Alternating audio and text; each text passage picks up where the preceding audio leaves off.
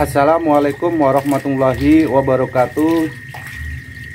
Selamat berjumpa kembali teman-teman para pecinta budidaya ikan nila di channel Riwut Purdianto. Pada kesempatan video kali ini saya akan membahas tentang teknik pergantian air pada budidaya ikan nila. Namun sebelum saya lanjutkan video ini, jangan lupa selalu dukung channel ini dengan subscribe, like, komen, share, dan aktifkan lonceng notifikasi. Untuk teknik pergantian air yang saya lakukan selama ini, yaitu dengan sistem apabila keadaan air kolam sudah sangat keruh atau kualitasnya menurun, maka itu adalah salah satu ciri yang harus dilakukan pergantian air. Oke, mari ikuti terus video ini sampai selesai.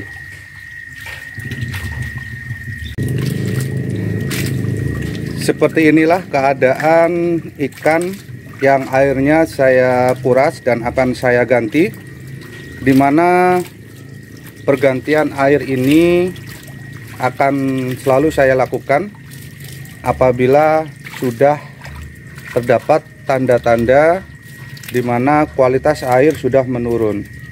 Kualitas air yang menurun itu dapat kita lihat dari fisiknya, berupa air akan terlihat keruh, dan apabila kita cium ini akan berbau.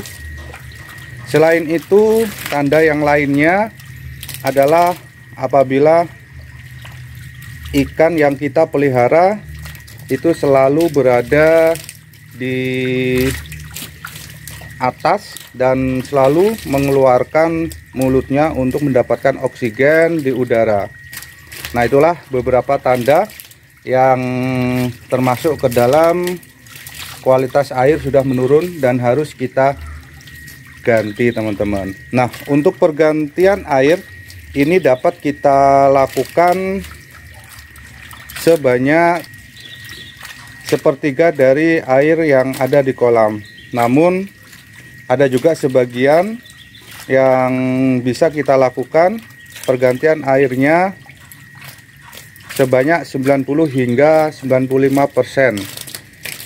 Seperti halnya yang saya lakukan ini, teman-teman, dimana saya melakukan pergantian air ini sebanyak 90% lebih, teman-teman, sehingga air yang saya ganti ini hampir kesemuanya. Bisa teman-teman lihat di mana ikan nila yang ada di kolam ini terlihat jelas karena air yang saya kuras melebihi 90 hingga 95%. Nah, pada prinsipnya untuk pergantian air ini tinggal kita lakukan pada pagi atau sore hari, teman-teman. Mengapa pada pagi atau sore hari? Karena pada waktu tersebut sinar matahari sudah tidak terlalu terik. Ini membantu kita agar ikan yang kita pelihara itu tidak mengalami stres apabila kekurangan air. Nah, pada kolam yang saya buat ini, dimana pembuangannya ini berada di tengah-tengah kolam, sehingga ketika kita menguras atau mengganti air, ini air yang kita buang ini akan cepat dan bisa terbuang sepenuhnya, teman-teman. Sehingga ketika nanti kita melakukan pergantian air, airnya akan bersih selanjutnya.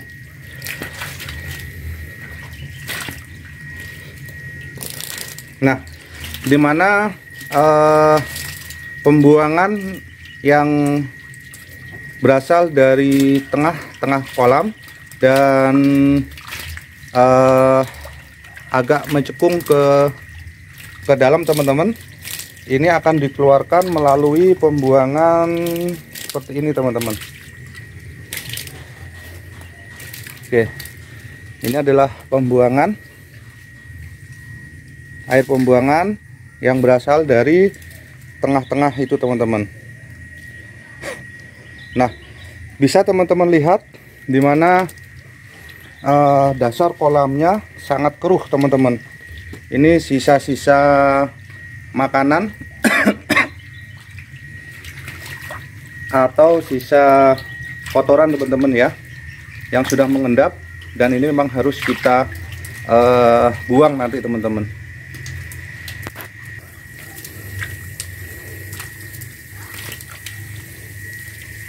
Oke, air yang saya gunakan untuk pengisian air kolam ini berasal dari air bor teman-teman. Di sana itu air bornya saya salurkan ke sini teman-teman.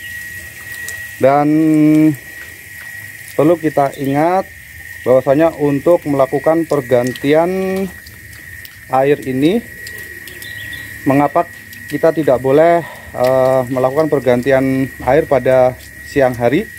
Karena pada siang hari itu dapat mengakibatkan ikan kepanasan dan dapat menyebabkan stres teman-teman. Sehingga saya sarankan untuk melakukan pergantian air pada pagi atau sore hari teman-teman.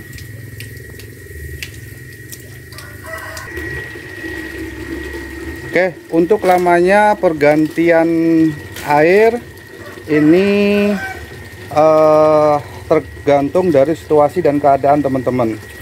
Jadi yang di awal tadi sudah saya jelaskan ya, ciri-ciri air yang harus kita ganti teman-teman.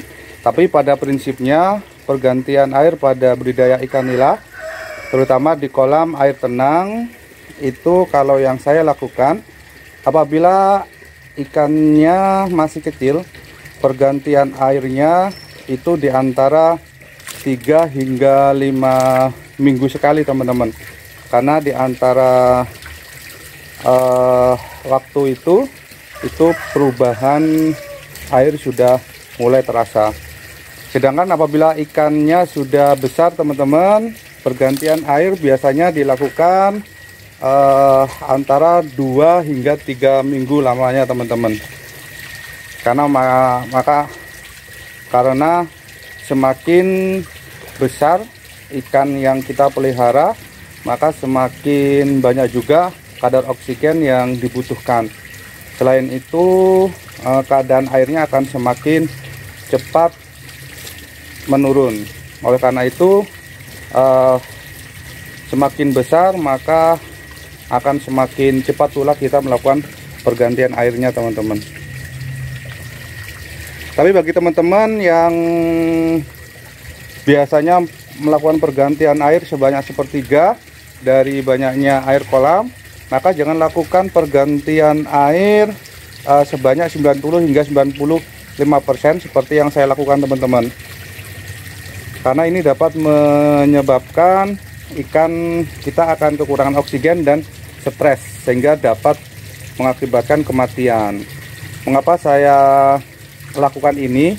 Karena pergantian 90 hingga 95% ini sudah saya lakukan sejak di awal pergantian, dimana saya memelihara anakan ikan nila teman-teman, sehingga tidak akan terlalu berpengaruh terhadap keadaan ikan nila ketika kita melakukan pergantian sebanyak 90 hingga 95%. Oke, tapi kalau teman-teman membudidaya ikan nila dengan sistem aerator atau sistem bioflok ataupun sistem yang lainnya, mungkin untuk pergantian airnya akan lebih lama lagi teman-teman, karena kandungan oksigennya dibantu oleh alat, dan semuanya dapat dilakukan sesuai dengan keadaan kondisi air masing-masing teman-teman. Namun perlu diingat,